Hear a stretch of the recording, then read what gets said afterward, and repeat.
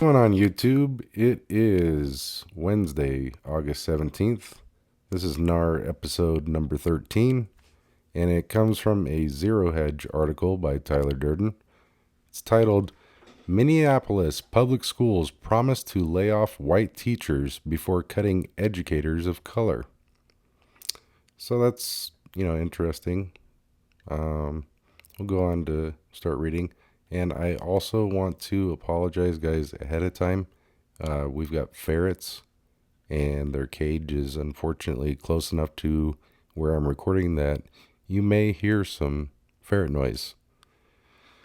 They're not up, uh, all day long, but man, when they're up, they are noisy. And I apologize if you hear that in the background. So let's get into the article. It says a good teacher is a good teacher, regardless of skin color. That said, by extension, a bad teacher is also still a bad teacher, regardless of skin color. If you want to find true racism in the Western world, remove all questions of meritocracy and seek out people who promote equity. They are the real racists. Now, anybody that knows me and has dealt with me with the race issue, as it ever came up in, any kind of situation in life, or if it's came up in,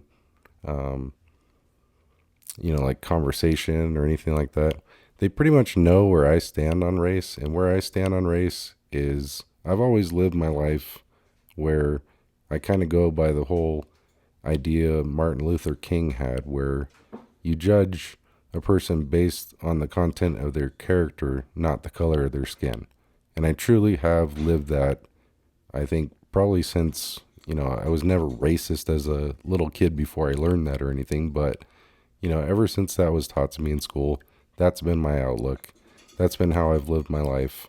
And I truly do judge people simply based on the content of their character. I could care less what skin color you are. If you're a good person, I'm on board with you. If you're a bad person, I'm not. So that's how I feel on that subject. So this kind of pissed me off when I read it, because here we are. We've made so much, progress with race relations in this country over the decades. And for these people to just, I don't even know where they come from, but these people just come out of the woodworks and then just start more race issues that, they like bring up. They're like taking the scab off of a wound that's like pretty much healed. Like, I know that there is racism in the country. I'm not saying that. I don't believe that there is. However, the way that it's projected in the mainstream media, I think it's, what's the word? It over exaggerates it, I think.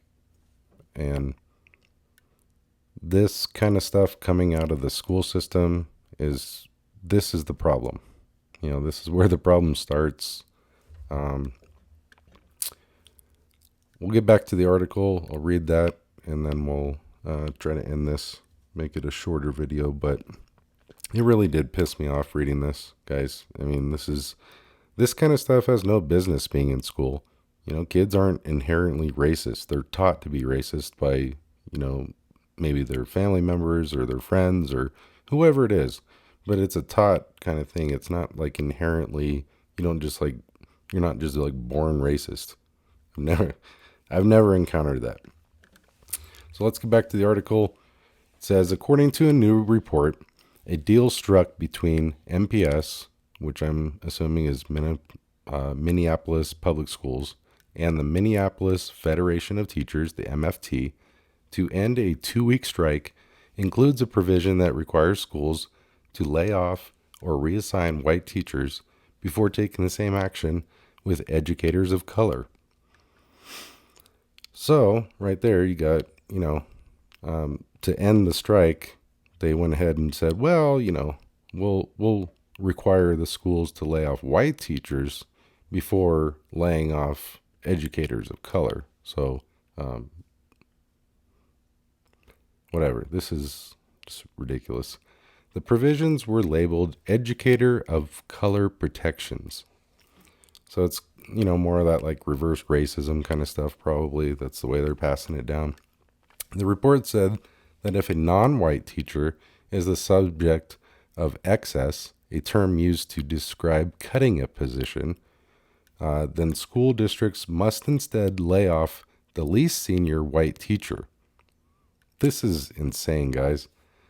Thank God my kid is not in Minneapolis. And, this hits home because guess what? I have a daughter who's, school age. She's got to deal with this stuff. And unfortunately, private school is not an option at this time. It says the proposal will go into effect next spring. We'll skip down. And here we go. It says, here we see the true nature of equity and diversity in action. It's not about equality. It's about special treatment and privileges based on skin color. It's the exact opposite of what the civil rights movement of the 1950s and 1960s called for. Imagine if today a teachers union demanded that a school district fire all black and brown teachers before firing white teachers, regardless of performance. There would be riots in the streets. The ignorance of equity is not limited to Minneapolis. It is widespread and flowing like a poison into every corner of our society. It's important to keep in mind also that the teachers' unions making these demands are made up of the same people that are likely in charge of educating your children. That's true. It's happening, I'm sure, here in Colorado where we're at. What kind of lessons do you think they are providing to all those young and easily influenced minds? And that's the issue, guys. That's, these are our kids. They spend a whole lot of time during their day, Monday through Friday, in school, and and less time with the parents and with the family. You have, more time is spent on screens and, on their phones, social media. Then you've got, dinner and getting them put to bed and all that kind of stuff. So you got homework. You don't have a ton of time with your child during the day to kind of, instill certain values and stuff in them on a daily basis. I mean, some days are just, especially once they get into extracurricular activities and they're doing things after school, your time with your kids like disappears. It's like you're just focused on getting activities done during the day, getting the required stuff done, get them in bed, and then on to the next day. So, it's true. What kind of lessons do you think that they are providing to all these young and easily influenced minds? Should people of color be conditioned to expect special treatment? Are they entitled to it because of the unfairness of the world a century or more ago? It's a world they never lived, and a world that was unfair to many white people as well. And I know that. I am like 100% Irish. Irish were not treated well when they arrived here in the United States. They didn't have it well in their own country. Most of them came over, because of necessity and famine. And us Irish folks, we were treated like dogs, and probably worse than dogs. Honestly, I've heard worse than dogs. So it's true. The world's always been unfair to any race. There's been tragedies, there's been travesties, there's been horrible things that have happened to every single race throughout time on our earth. So it says, it's a world they never lived, a world that was unfair to many white people as well. So how do we divvy up reparations and privileges when there's no way to account for who deserves them? The only legitimate form of fairness is merit. It's the only system that works. Minneapolis teachers should be judged based on performance, not the supposed crimes against their ancestors. The equity ideology is utterly insane when we consider the level of future pain caused by keeping the worst people in the best positions based on skin color alone. Yeah, and I think you see that, in many different industries. You have people, and I'm not saying it's like skin color, but you see, people that are in certain positions that are just not qualified for those. and maybe they are on paper or something, but they're not. They're not qualified. So to, base people's employment, base their job performance on anything but their, how they actually perform is just crazy. You can't base it on skin color. You can't just give people jobs based on their skin color and expect them to do a great job. That's silly. The decline in work ethic and productivity will be staggering unless diversity quotas are ignored and the only one factor is taken into account. Can they do their job well? Are they best at their job, or are they worst? Or are they the worst? Nothing else matters. And I totally agree with that. I agree. Yeah. Can they do their job well? Are they best at their job, or are they the worst? Nothing else matters.